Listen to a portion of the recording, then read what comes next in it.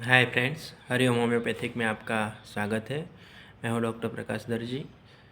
आज हम step by step case discussion करेंगे, जिसमें कैसे हमने मेडिसिन पेशेंट को दी और कैसे हमको जजमेंट लेना पड़ा कि ये केस कैसे लास्ट में क्योर होएगा।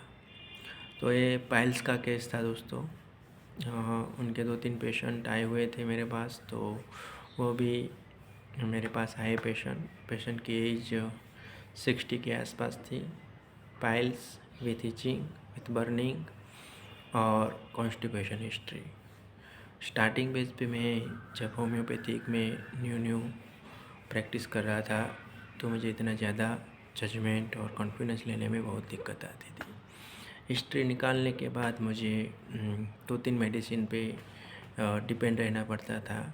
सिंगल मेडिसिन पे मैं जल्दी नहीं आ सकता था। तो ये स्टार्टिंग लेवल का केसेस था दोस्तों, जिसमें मैंने उनको स्टार्टिंग लेवल पे उनका कॉन्स्टिट्यूशन मेडिसिन निकाला था। उनको पूछ के आर्सेनिक। तो उस टाइम मैंने 3 मेडिसिन चलाई थी। जैसे मुझे लो कॉन्फिडेंस था, तो मैंने उनको आर्सेनिक वीकली डोज दिया था।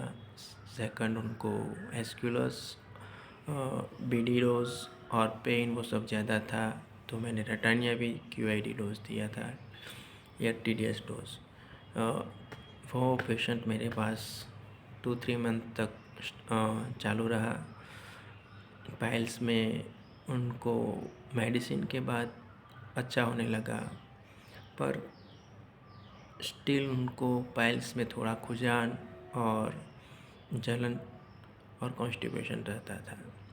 तो कन्फ्यूजन स्टेज होने लगा मेरे को कि भाई क्यों क्योर नहीं हो रहा है। जैसे उनका कॉन्स्टिट्यूशन मेडिसिन आर्सेनिक ही आ रहा था, पर मेरा लो कॉन्फिडेंस मुझे हर हमेशा के लिए ये 3 मेडिसिन मल्टीपल मेडिसिन प्रिस्क्राइब करने के लिए सजेस्ट कर रहा था। फिर जब मैंने प्रैक्टिस में ज़्यादा पेशेंट देखे और मुझे कॉन्फिडेंस आया, तब मुझे समझ में आया कि नहीं, अब ये जो उनकी कॉन्स्टिट्यूशन मेडिसिन आर्सेनिक चल रही है वही चलाना पड़ेगा। तो फिर मैंने उनका रिकेस टेकिंग लिया। फिर से मैंने उनकी टोटलिटी निकाली। उसमें मैंने जनरलिटी बेस पे देखना स्टार्ट किया। पेशेंट रेस्टलेस माइंड का था, टॉकेटिव था, पैसों के बारे में थोड़ा सोचने वाला बंदा था, मनी माइंडेड बंदा था, चीली पेशेंट था जिसको ठंड लगने से दिक्कतें शुरू होती थी, फास्टिडियस था जिसको क्लीन एंड नीट सब चाहिए, जो चीज़ जहाँ है वही चाहिए, फास्टिडियसनेस था, और कुछ भी इतना हाइपर सेंसिटिव भी पेशेंट था। फिर उनकी कंप्लेन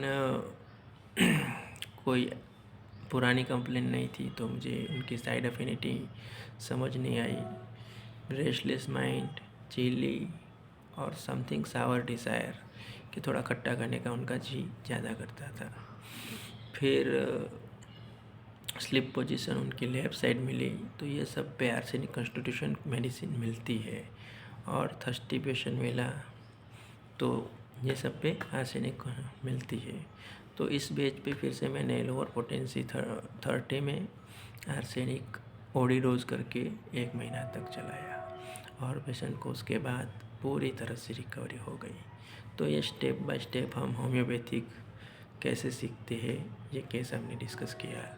ये हमारे जो होम्योपैथिक डॉक्टर है उनके लिए अंडरस्टैंडिंग के लिए ये केस शेयर किया गया है। Thank you. हरिओम होम्योपैथिक में आपका स्वागत है दोस्तों। Thank you.